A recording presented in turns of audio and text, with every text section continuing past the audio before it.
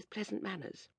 Joan felt that she and Rodney were indeed fortunate, and privately she was of the opinion that some of the credit was to be ascribed to them as parents.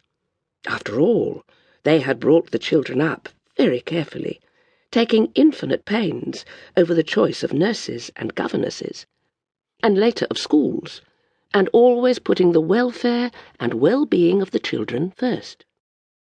Joan felt a little gentle glow as she turned away from her image in the glass. She thought, well, it's nice to feel one's been a success at one's job. I never wanted a career or anything of that kind. I was quite content to be a wife and mother. I married the man I loved, and he's been a success at his job, and perhaps that's owing to me a bit too. One can do so much by influence. Dear Rodney. And her heart warmed to the thought that soon, very soon, she would be seeing Rodney again. She'd never been away from him for very long before. What a happy, peaceful life they had had together. Well, perhaps peaceful was rather overstating it. Family life was never quite peaceful. Holidays, infectious illnesses, broken pipes in winter. Life really was a series of petty dramas, and Rodney had always worked very hard, harder perhaps than was good for his health. He'd been badly run down that time 6 years ago. He hadn't, Joan thought with compunction, worn quite as well as she had. He stooped rather, and there was a lot of white in his hair. He had a tired look, too, about the eyes. Still, after all, that was life.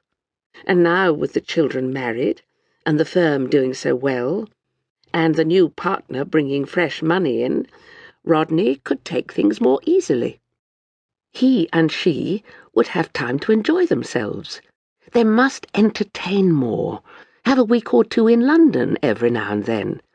Rodney, perhaps, might take up golf. Yes, really, she couldn't think why she hadn't persuaded him to take up golf before. So healthy, especially when he had to do so much office work. Having settled that point in her mind, Mrs. Scudamore looked across the dining room once more at the woman whom she believed to be her former school friend. Blanche Haggard. How she had adored Blanche Haggard when they were at St. Anne's together. Everyone was crazy about Blanche. She had been so daring, so amusing, and yes, so absolutely lovely. Funny to think of that now, looking at that thin, restless, untidy, elderly woman. What extraordinary clothes! And she looked at least 60. Of course, thought Joan, she's had a very unfortunate life. A momentary impatience rose in her. The whole thing seemed such a wanton waste. There was Blanche, 21, with the world at her feet. Looks, position, everything. And she had to throw in her lot with that quite unspeakable man. A vet. Yes, actually a vet. A vet with a wife, too, which made it worse. Her people had behaved with commendable firmness, taking her round the world on one of those pleasure cruises. And Blanche had actually got off the boat somewhere, Algiers or Naples, and come home and joined her vet. And naturally he had lost his practice and started drinking, and his wife hadn't wished to divorce him.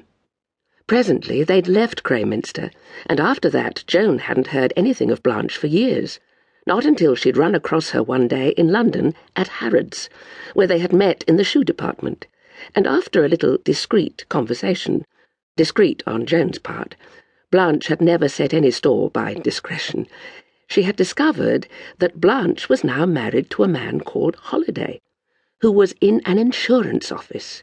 But Blanche thought he was going to resign soon because he wanted to write a book about Warren Hastings, and he wanted to give all his time to it, not just write scraps when he came back from the office. Joan had murmured that in that case she supposed he had private means, and Blanche had replied cheerfully that he hadn't got a cent. Joan had said that perhaps to give up his job would be rather unwise.